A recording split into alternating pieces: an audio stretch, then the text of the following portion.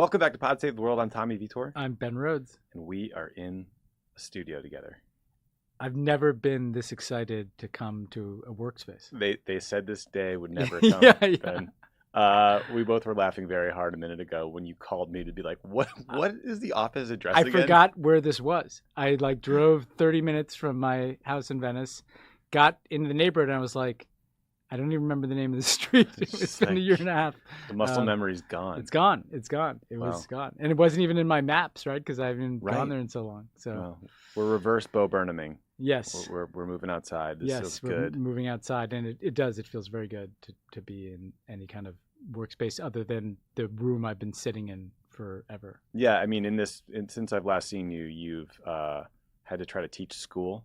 I'm sure that was maybe harder than writing another bestseller. I mean, if I think about, I taught a class, I wrote a book, I recorded a podcast, Missing America, in my closet, right? So that I had the good audio quality. And I was angry coming in the studio thinking like how easy it would have been to record that podcast if I could have just sat in a professional studio instead of being in a closet with like a kit and somebody in my ear. I forgot you taught a college class. I just meant like trying to teach elementary school to two little kids. Oh, forget that. Yeah, I mean, the hardest thing that happened in the entire pandemic, and I think, this is universal with parents, is like a 4 and a 6-year-old on Zoom school. I mean, the 4-year-old was not wanting to. Chloe was like, this is not school. She's not having it. And she was right. She's a smart kid. Yeah. She's like, where are my friends? Yeah. Where are the fun teachers? You guys are boring me. Yeah, I don't need you over my shoulder helping me with this art project. No. Thank you very much. Go away. Go away, Dad. Go read about authoritarians or whatever you do. Go work on your authoritarianism book, Dad. I'm going to paint a picture. Well, much like Bo Burnham, we're going to make you guys some sweet, sweet content today. We have a ton to cover. There is the worst civil unrest in South Africa since apartheid ended. New details about the shady for-profit spying industry and how it's being used to target journalists, activists, others. Ben, I know you have some experience with these creeps.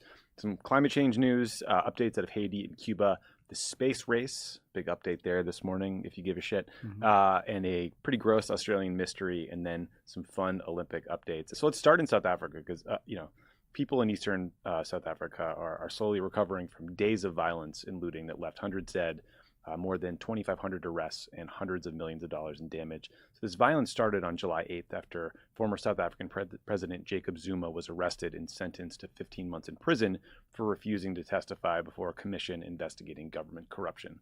But it quickly ballooned into widespread ransacking of malls, other retail stores, and then there was a bunch of arson and just destruction of warehouses and factories.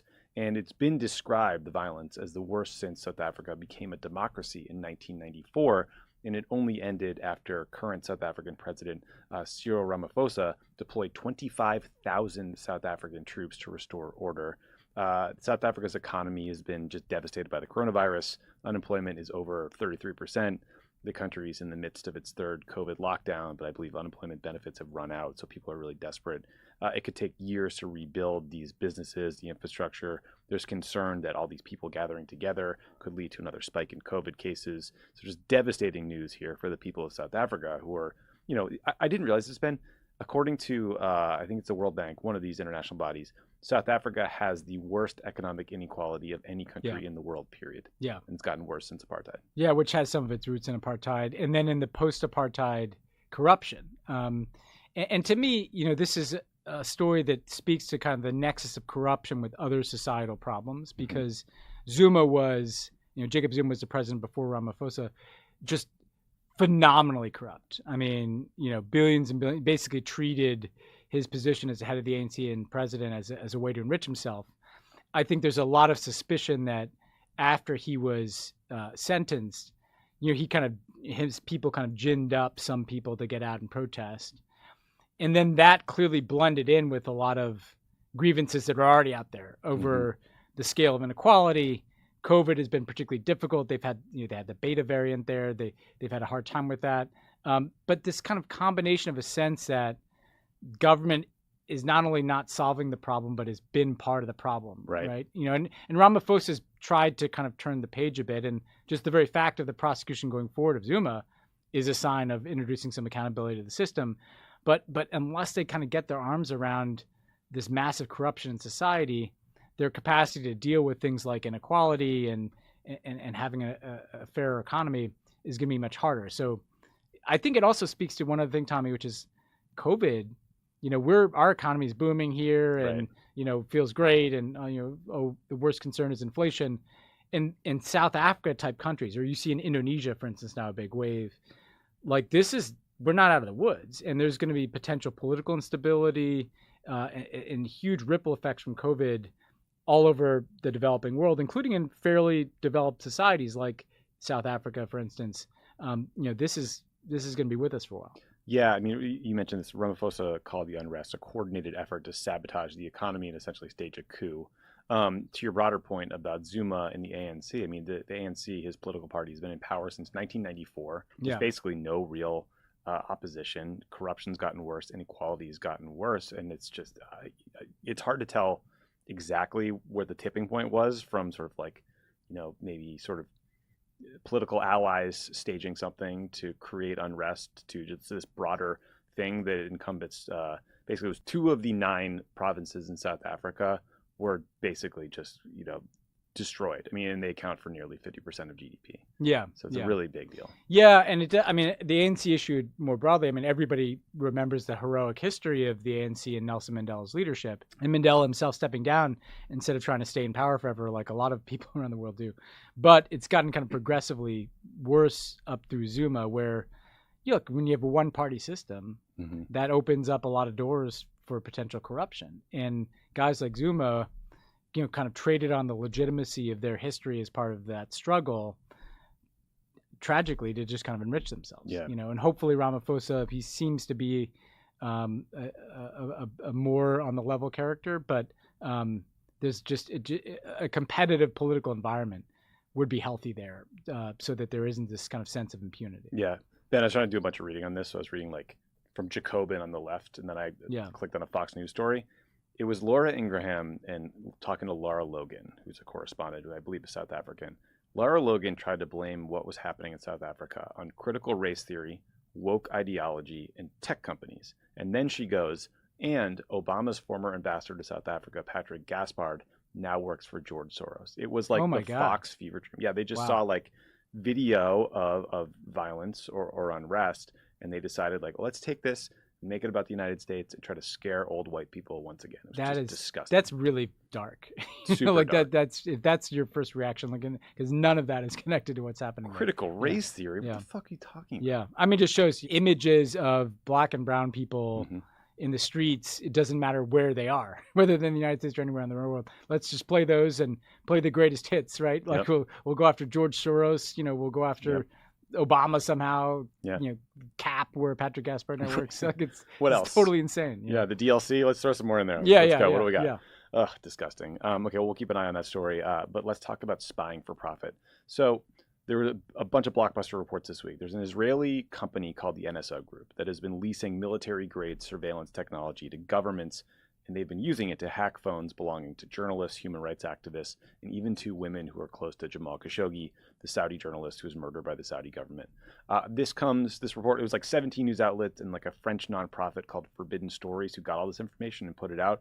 And it's worth reading these reports in full because the Post and others are just like cranking out reams and reams of stories. But a couple of things I took away. One, the software is being used against private citizens. The claim by the company that it's like against terrorists and criminals. Bullshit. Nonsense. Total bullshit. 2, those of us who have iPhones, you ain't safe. They're generally considered more secure, but this software could gain access to everything on an iPhone: emails, calls, passwords, location, data, pictures. Great. Bad news. 3, you victims, you like, sometimes when people are victims of phishing attack, you think, oh, you idiot, how do you click on that, right? In this case, you don't have to click on a link. They can just text you something. You might never know about it. You can be infected, not do anything. So it's like everyone could be a victim. Yeah. So again, lots to the story. But here's some things that really bug me, Ben. So the NSO Group was founded by former Israeli intelligence goons, right? Yeah. They worked for their version of the NSA, doing signals intelligence. The Israeli government reportedly signs off on all their licenses. So when Hungary gets a license, the Israeli government signs off on this. The U.S. subsidizes the entire enterprise, right? Because we give $3 billion a year in military aid to Israel. Sure do. And help prop up the Israeli defense industry, usually for good, like the Iron Dome missile defense system, good purchase. This, very bad purchase. And so here's my problem. Like, the net effect here is that tyrants like Viktor Orban, the authoritarian leader of Hungary, who you've written about a lot, can spy on journalists. The Indian government can spy on activists, maybe like Rana Ayub. Yeah. I don't know that to be the case. That's not in our interests, right? And so, like, the concerns about this software, this company aren't new. I'm sure listeners are probably listening to this and thinking, hey, you guys worked for like the U.S. government. The U.S. government spies on more people than anyone else. You're full of shit. You're hypocrites. You know what? Fine. But like a bunch of companies selling spyware for profit is a very slippery slope to me. And I'm just wondering, what did you make of these reports? And do you think that we're going to pressure the Israeli government to say, shut this down? A couple thoughts on this. And one is to play back the tape, right? And I talk about this a lot in After the Fall. I learned that I was spied on by Black Cube. So Black Cube is a bunch of former Mossad guys, and they also had spied on Harvey Weinstein's accusers, right? If Mossad is kind of the CIA and NSO is the NSA, it's like these guys just leave and set up private shop. Yeah. And what was interesting in working on my book, when I went to Hungary, two of the people I met with in Hungary had a connection to being spied on by Black Cube. Huh. Sándor Lederer, one of the main characters in Hungary, his cousin had been spied on by Black Cube and worked for Marta Pardavi, another person whose organization was spied on by Black Cube. And then I talked to Navalny, and he'd been spied on by Black Cube. And there was like this international community of people. If you're an NGO activist or a former official like me or an anti-corruption person or what have you, like suddenly, we should just expect that an autocrat or an oligarch is paying like a bunch of former Mossad guys to spy on you or intimidate you or surveil you. And it led me to kind of investigate more this question of this private intelligence industry where any autocrat or any oligarch associated with an autocrat can go kind of one-stop shopping for a disinformation campaign, to dig up dirt on someone, to surveil someone, try to entrap somebody.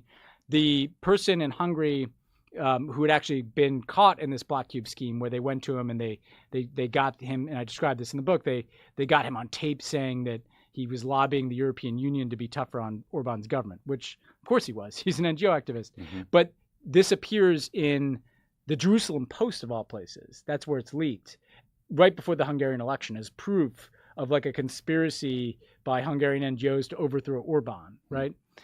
So that leads me to my second point, which is, again, like people may add us, but like there's an Israeli nexus to this, and it's a part of a broader ecosystem that is not limited to Israel, but it includes the American right and Trump associates who are tied in with these people. And remember when we were on that list of like enemies from the list of enemies, NSC, or whatever. NSC? Yeah, whatever the fuck is Eric Prince doing in his private intel work?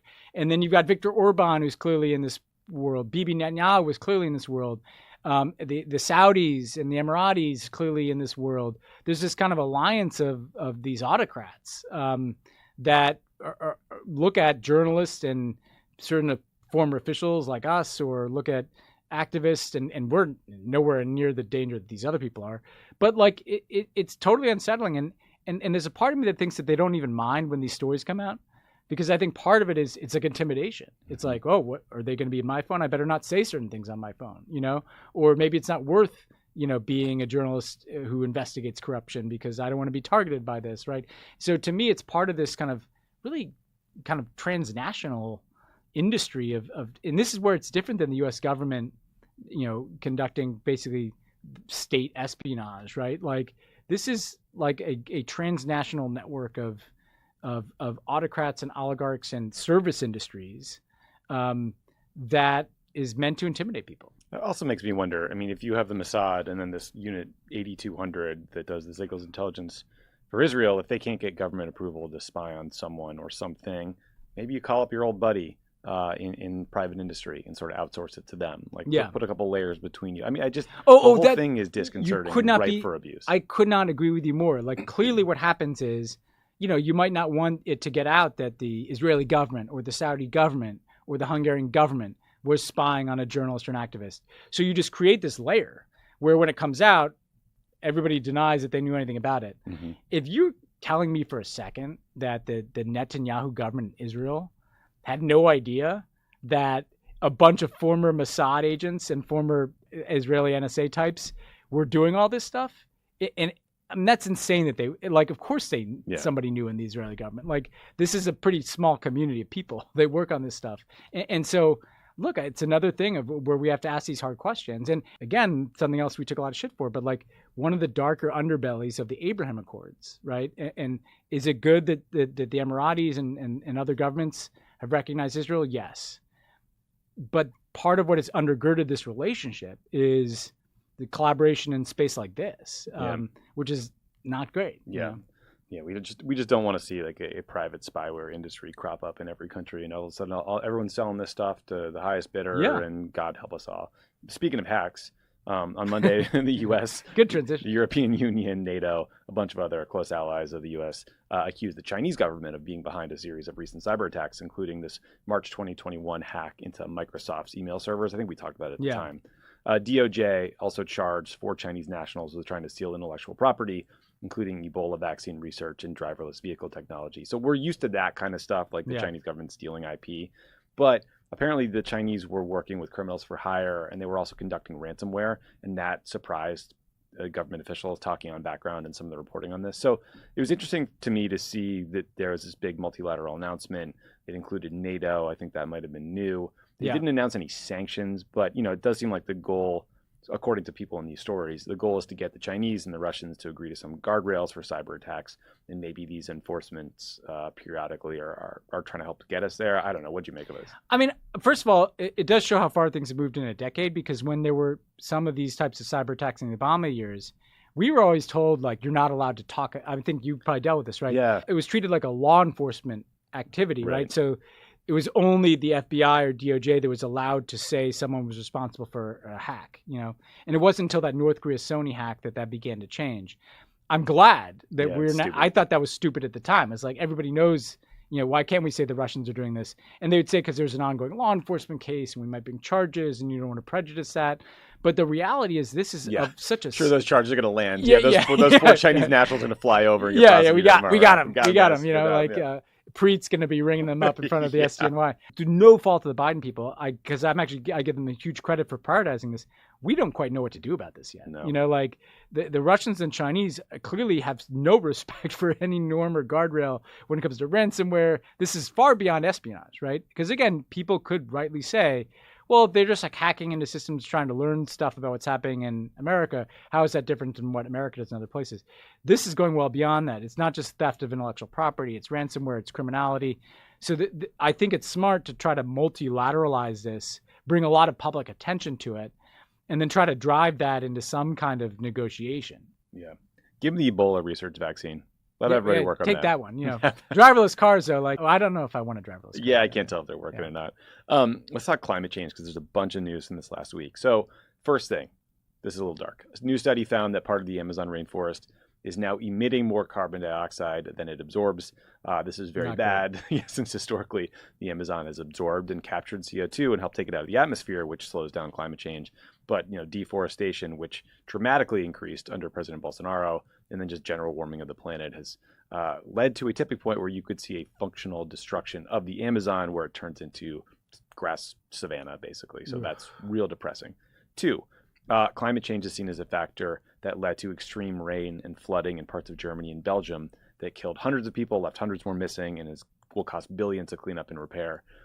It could also create some political fallout in Germany, because the conservative candidate who is looking to replace Angela Merkel when she steps down at the end of this year was caught on camera at an event honoring the victims. He was like joking with some colleagues. So there's a question of whether this will help the Green Party. 3 cheers for that if it does. And then finally, Ben, last week, China opened a national carbon emissions market, or a cap and trade program. So this would limit the amount of carbon dioxide that companies can release, power companies specifically in China. It's not their entire industry, but it would encourage them to be more energy efficient, because if you are a coal-powered plant and you can reduce your carbon output, you can then sell the unused pollution allowances. Companies that go over the limit will have to pay, right? So it creates this market to be a little cleaner. Ben, these 3 stories together, like the Amazon news is horrible, the floods are awful. What do you think about the creation of this long-promised emissions market from China? I know this was promised to Obama, I believe, in 2015 by Xi Jinping. Yeah, I think it's a positive step, and I think you see some, the European Union's pressing for a border adjustment tax too, which essentially would be a tax on other countries that are not taking sufficient steps on climate on their goods. So you're seeing these new public policy responses. On China in particular, they've actually shown increasing and positive ambition in terms of what they're doing at home, and this is the latest step in that regard. The next frontier with China, though, is their Belt Road Initiative, right, where they're building, $1 trillion worth of infrastructure along this vast territory. Right. They're not applying the same standards there. The cement. So they're building they're using coal on the Belt Road. So it's good. The next step, though, is China has to, and the U.S., by the way, in our own development efforts around the world, everybody needs to the highest bar that they're meeting domestically needs to be internationalized. Brazil's another piece of this picture, which is that, one of the things I was struck by late in the Obama administration getting to Paris, and I mentioned this before, is how climate change enters into a bilateral relationship. It's not just at the multilateral, nerdy climate negotiations that you do business. The biggest issue in the U.S.-Brazil relationship going forward should be the protection of the Amazon. Yeah. That bilaterally, when we sit down to talk to Brazil, it shouldn't just be about, commerce and hemispheric issues. This is it, right? And it's a good example of how every country has some unique piece of this climate puzzle that we have to solve. And this one, clearly, they're moving under Bolsonaro in a hugely wrong direction, literally to the point where the entire planet has a stake in Bolsonaro losing next year. Yeah. Well, last we heard of him, he was at the hospital because he had been hiccuping for days and days and days. Yeah, 2 weeks of hiccups. Yeah, I wanted to make fun of him, and then I learned it was related to when he was stabbed in 2018, I believe. So that made it less funny to me. But yeah, I don't know. We need that guy to lose. Yeah, there's enough other reasons for that guy to lose other than the hiccups. Yeah, he's wildly corrupt. The latest allegation is that he cut some sweetheart deal to get, I believe, the Indian vaccine for COVID that was at some inflated price, and he turned down Pfizer or something. He's just the worst leader possible for that country. Can you imagine having so little regard for your country and its future because the Amazon is first and foremost a climate resource, but it's also just part of Brazil's identity. And he just doesn't give a shit. Yeah, it's just I want to own the Brazilian libs by cutting down the Amazon. Well, congratulations. Yeah. Thanks again. Yeah. Some Haiti update. So on Monday, Haiti announced a new prime minister who they hope will fill the leadership vacuum left by the assassination of President Jovenel Moïse.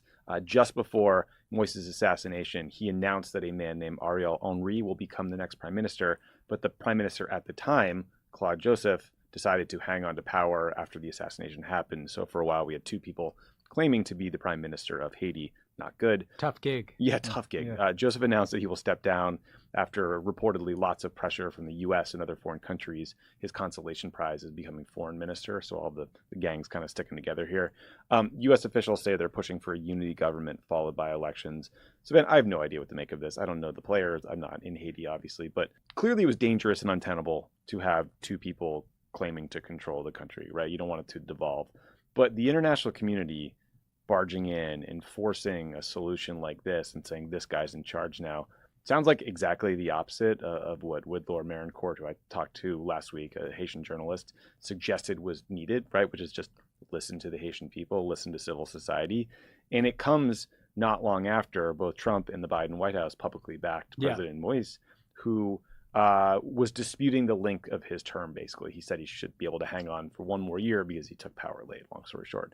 What did you make of this recent news about sort of U.S.-backed machinations and that broader criticism that the U.S. is once again tolerating authoritarian rulers in hope of creating stability? Yeah, I thought, the New York Times did a long story on this over the weekend about how both Trump and Biden had backed Moïse despite kind of constant warnings that this guy's autocratic, this guy's undermining the rule of law. And it's a pretty disappointing story. And it had this other piece that connects to what we're talking about in terms of listening to Haitians. The kind of reflexive talking point is just we'll have an election, right. And punt it down the road. That sounds good, yes. Right? It sounds great. We'll have an election and that'll sort this out and then there'll be a legitimate government. But the problem is, when you rush these elections, these Haitian elections, they're a mess. There's constant charges of fraud. There's violence in certain areas and intimidation. The elections kind of get rushed and then they're disputed. And look, obviously you want to get to an election, but to what we're talking about last, we should just keep repeating this. let's listen to the Haitian NGOs and civil society who want democracy in Haiti to work, right? About have since 1804. Yes, let's instead of a bunch of foreigners saying, okay, hold an election and then we can all say this is taken care of, even though nothing is fixed. Let's listen to these people and develop a process that is driven by them.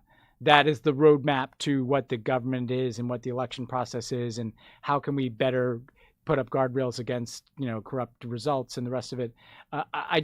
There's this kind of cookie cutter approach where you say, well, we're back that guy because he happens to be there, and then we'll hold the election. And including in Haiti, that has not worked. Yeah, I mean, clearly a lot of these leaders have just not served the place well for a while. And I guess they told the president of the Senate who was going to run to stand down, and he was asked why. And he said, because the U.S. diplomats basically called and told me not to. So yeah. We're very much thumbing the scale. Speaking of thumbing the scale, let's go to Cuba, because last week we talked about these truly unprecedented anti-government protests. So a couple updates since then. First, it was interesting that the Cuban government made some small concessions to the protesters by announcing that Cubans can temporarily travel abroad and bring back food, medicine, and other essential items without having to pay customs. Did you think that was a significant concession? I did. The other thing that they did, which they almost never do, is they admitted error. They said that they had made some mistakes. It did suggest to me a government that is nervous about what's happening. I think it also suggests Diaz-Canel, who's the president now, is not Fidel or Raul Castro. He doesn't have the same that's a common aura, theme. right? And so he's kind of grasping for ways to let some air out of this balloon. And so to me, again, broken record here, what we should be trying to do is get as much into Cuba as possible in terms of both the humanitarian assistance, but greater connectivity to the world. I've seen some people, saying we should put the internet up in the sky or something. We negotiated internet access, and that was beginning to make headway. You can block the internet. The Cubans have Chinese and Russian friends who can show them how to block the internet. Ultimately, the best and most efficient way to get internet access, which we did and worked, was just a negotiated process of getting that in there. It feels like their vulnerability.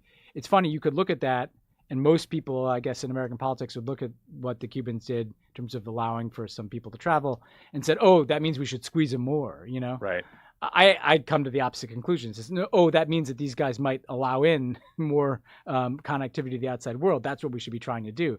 I'm not optimistic that that's what we'll try to do given the politics of Cuba. But to me, it would be a huge missed opportunity if these guys are somewhat desperate and looking to open back up in some ways, despite the last few years of Trump sanctions. If we just kind of issue our statements from Washington, keep everything in place, it's not going to change down there. It's just going to stay the pressure cooker that it is. Yeah, I mean, speaking of pressure cookers, so I saw that Cubans are dealing with 11% contraction in GDP in 2020, an estimated 500% inflation rate. The other notable things were the government, I guess, has been organizing counter-protests to bring out everybody in support of the revolution. And then President Biden ordered the State Department to review U.S. remittance policy and then consider adding staff to the U.S. embassy. So those are some things we talked about Those are good steps. Those are good steps. And remittances go directly to Cubans, helps them, deepens connections to the United States. Diplomats we want there. If it did change, right? And this is something people need to keep in mind, right? They wouldn't just stand up and hold multi-party elections and declare freedom. It would change probably for the worse if the government kind of collapses to some extent, and then there's desperation and the rest of it. That's why you want a diplomatic presence. That's why you want to be there. You want to be engaged to try to understand what's happening and see what we can do to nudge things in a better direction. One sort of Cuba adjacent story. So, the Trump administration emptied out the embassy because of this mysterious illness, or reports of a mysterious illness that was afflicting staff there. It was called the Havana syndrome for short. Symptoms include debilitating headaches, nausea, vertigo, vision problems, and in some cases, brain damage that resembles a concussion. We've talked about this a bunch. This week, the New Yorker, a guy named Adam Entis, reported that since Biden took office, about 24 U.S. government officials serving in Vienna, Austria, have reported symptoms similar to the Havana syndrome. So the working hypothesis still seems to be that Russian intelligence goons are aiming microwave radiation devices at these victims, probably trying to steal their data, although that doesn't totally make sense to me. If you're some intel guy with your iPhone, like what's the value of that data? It's not classified. So anyway, but then it's hurting people inadvertently. That's one of the theories. We don't know for sure. It does seem clear, Ben, that like this wasn't some Cuban-led op, since like I don't think they're running big teams in Vienna. You can be 100% sure that the Cubans were not attacking U.S. diplomats in Vienna, which again, just like the theory from the beginning that I had, that a lot of people had, is that the Russians were behind this. They're the only ones who are that aggressive, and that maybe in a place like Cuba they had some help from some Cubans on the inside. Who knows who they run? You know, they're pretty deep in places like Vienna too. But like this is a problem of enormous scale, because this is happening around the world. Any U.S. diplomat is probably feeling a little unsafe right now. And again, this is not a criticism, because the Biden people just, have only been there for a few months, probably trying to get their arms around this. But this is another one where they need to kind of explain what's happened. I think some greater transparency is needed on this, because this is that big of an issue. And then they need to figure out how to communicate that they can deal with this, right? And again, I say that with a lot of that's not easy, but this keeps popping up, and I'm glad that Adamentus and is still on this, because like a lot of people kind of moved on from the story, but like it just keeps getting worse. Yeah, I mean the good thing is, according to this report, Bill Burns, the new CIA director, is like seized with the problem. He's really talking to victims, paying close personal attention. And Park is a diplomat, right? So he knows, he's a CIA director who was a lifelong diplomat, so he knows what it must feel like to be in a, posted at some embassy and not know whether your headache is because you got hit with a, weapon, or whether you just have a headache. Yeah, you're just hungover. Yeah, well, Just, look, both could be true. Yeah. But I was in Havana and in 2017, and I learned about these attacks from a friend who worked at the embassy. Oh, really? We had like a drink, and he kind of quietly told me about this, and I was like, what? And a couple days later, I got incredibly sick. Oh, no.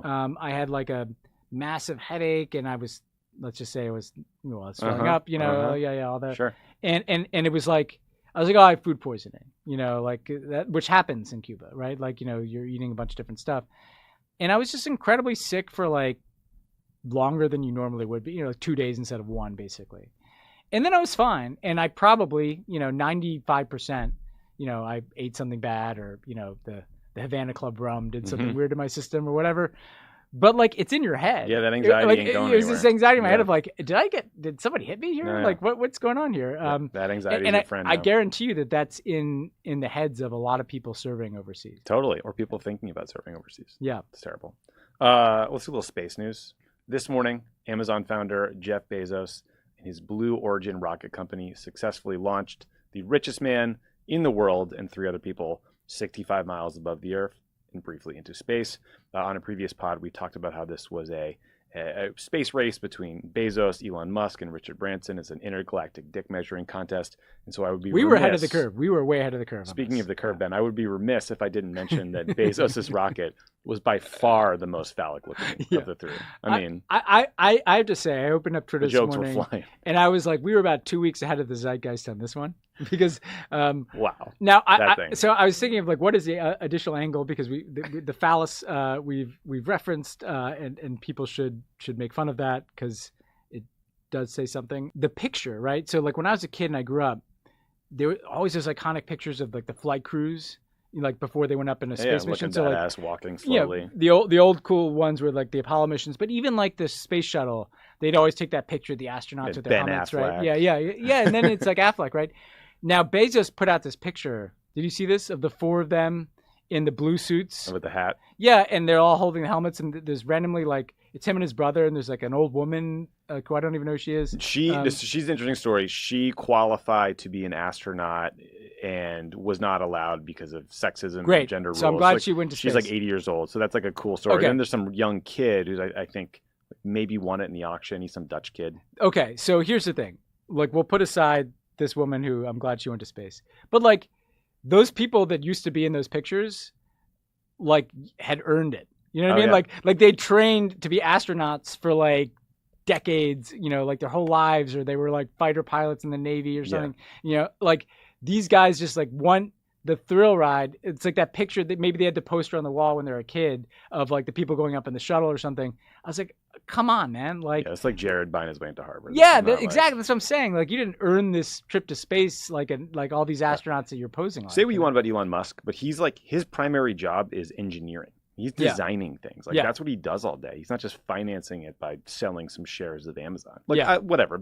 I think it's kind of cool. Here's a quote from Mr. Bezos, Ben. The solar system can easily support 1 trillion humans, Bezos said.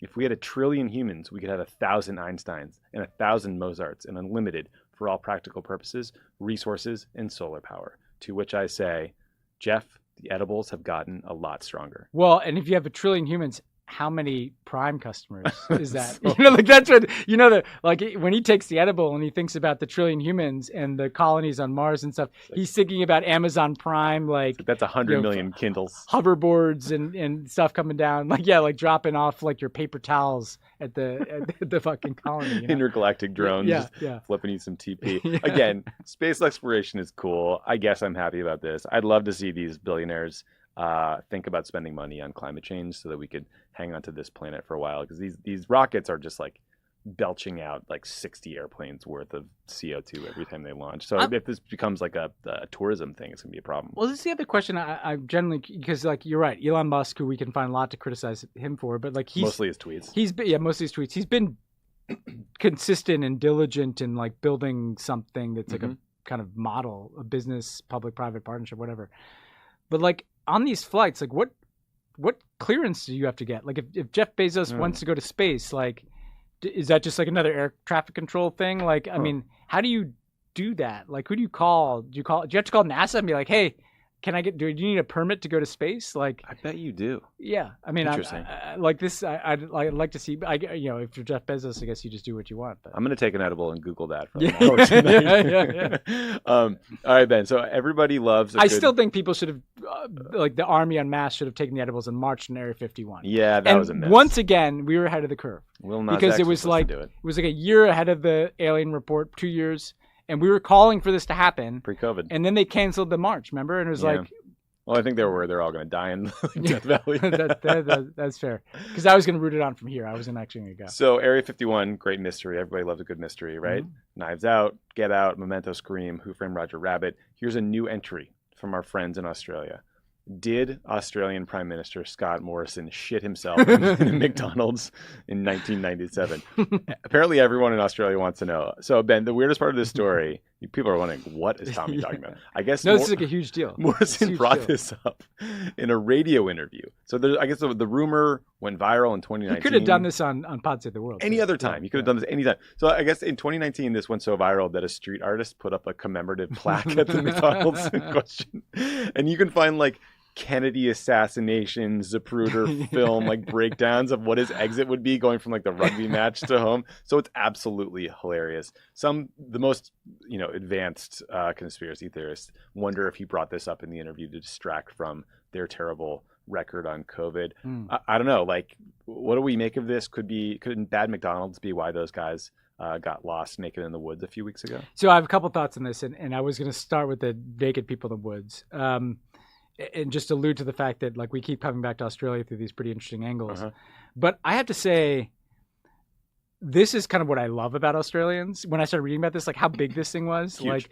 like it's set, like if you know Australians and like their sense of humor, like the endless jokes that there must be about this episode is just kind of awesome, right? Yeah. Like, yes. In the same way that there was something weirdly awesome about like the naked dudes who were probably so high that they ran into the woods. By the way, though, a lot of listeners were talking shit to us, being very credulous that we thought that these guys were really scared by a deer.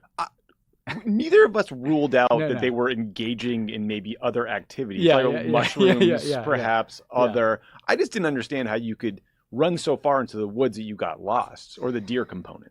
The deer component. It's a bad lie. That's a bad cover story if it's cover story.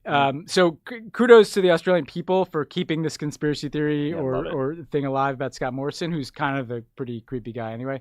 But then the other thing is clearly, and I'm going to go kind of on the record here, he clearly shit himself. I mean, you protest too much. Like I saw everybody says this and I see why people think it's a good yarn, but it's wrong. And like it felt like a defensive-ness.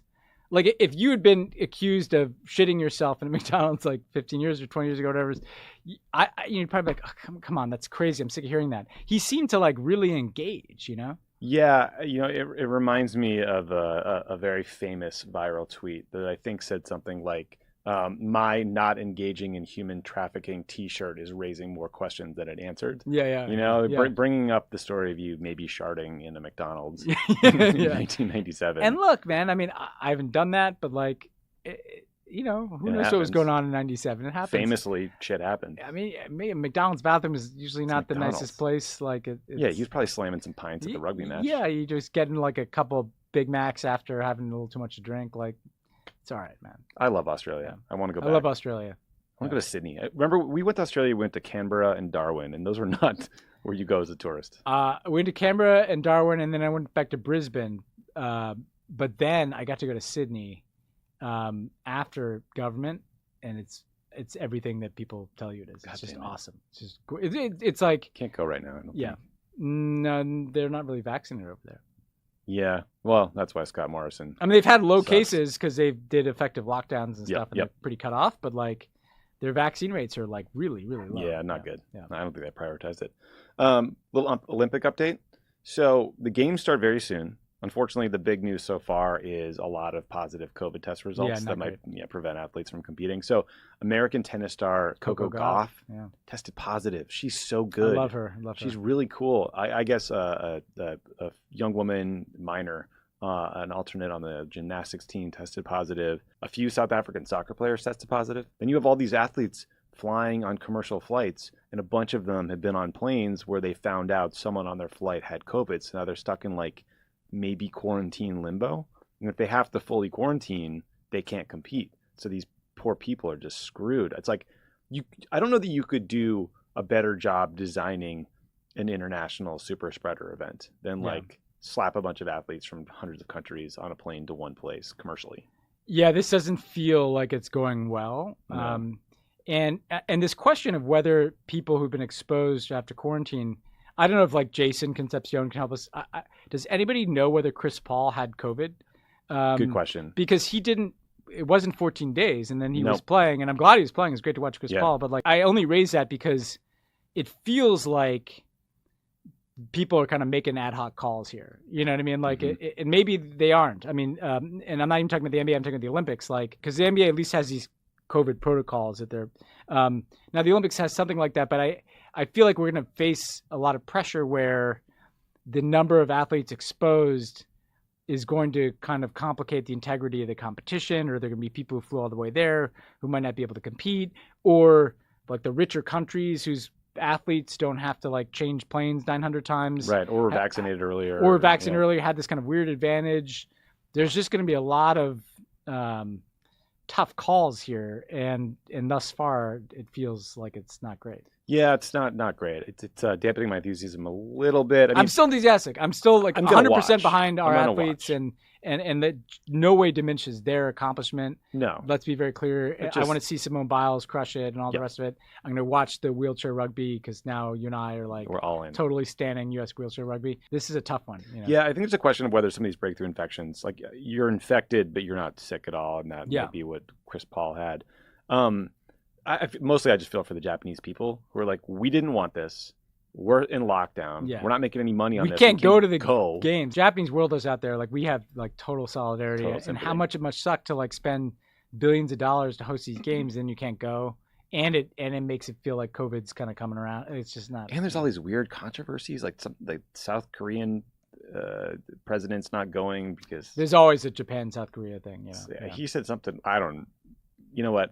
Yeah, I don't have the exact wording, but so don't wait into it. Don't wait into it because you're going to piss off one side of that. Yeah, and it's not going to be good. Google what a Japanese embassy official said about the South Korean leadership, and then you'll know why. I'll Google it myself. Yeah, I wasn't tracking. It's kind of funny. Yeah. Okay, so 3 athletes for you, Ben. So Breanna Clark. Breanna is a Paralympian competing in track and field. She's from LA, so you got to shout out the hometown girl. Totally got her back. Won a gold medal in 2016 in the 400 meters. She has autism, developed when she was 4, but she's an incredible pedigree of athletes that make her just a likely winner this year because her mom, Rosalind, won a silver medal in the 1976 Olympic Games. So when she won her Olympic medal, it was like 40 years later. It's a really awesome story. This is where Paralympics, I mean, because the thing about the Olympics generally is that like you end up crying, right? Because like you see the story, the kind of brief package that NBC does about all the things that some athlete had to overcome. And so it's the overcoming to win the medal. Of the sacrifice. And so nobody embodies that more than these Paralympians who are like overcoming autism, all these things to be these world-class athletes. It's astonishing to me that people accomplish this. They're astonishing human beings. Ryan Crouser. Ryan is competing in the shot put. This guy, the Haas, is 6'7". Badass event. 6'7", 275, lives in Oregon. Won gold in Rio in 2016. Okay, listen to this. His cousin qualified for the 2016 games. His dad was an alternate on the 1984 Olympic team. His uncle is also a two-time Olympian. So, again, were they all shot putters? Can you imagine like the family reunion when you're just a bunch of shot putters? Do you think they just like rip a bunch of beers and then go out to the backyard and so you can like toss a shot? Throw nieces and nephews. Imagine that dad tossing you in the pool. The dad tosses in the pool. Yeah, they're better than mine. Dad, we're reaching the shallow end here. Last one I got. Angelica Delgado. So Angelica is competing in judo. She's from Miami, Florida. Competed the 2016 games and is Team USA's top-ranked hopeful for this year's games. Angelica's dad was on the Cuban national judo team, and he started training her at 9 years old. So that's a tough 9-year-old kid who's like, yeah, let's fight every day in the backyard. Like, hey. Did you see the viral New York Post link about the anti-sex beds at the Olympic Village?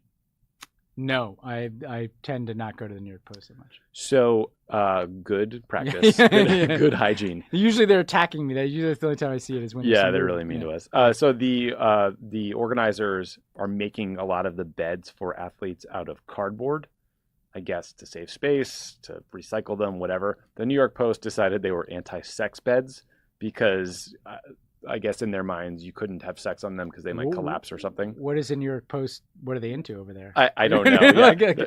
Yeah, they're also making. They're really, I think, showing a lack of imagination for some of the most athletic people on the planet. Yeah, they could figure it out. They can figure this one out. But yeah, so that was fake news. That feels like fake news to me, and like going too far out of your way to generate an Olympic story, which I support to some extent. But come on. Yeah.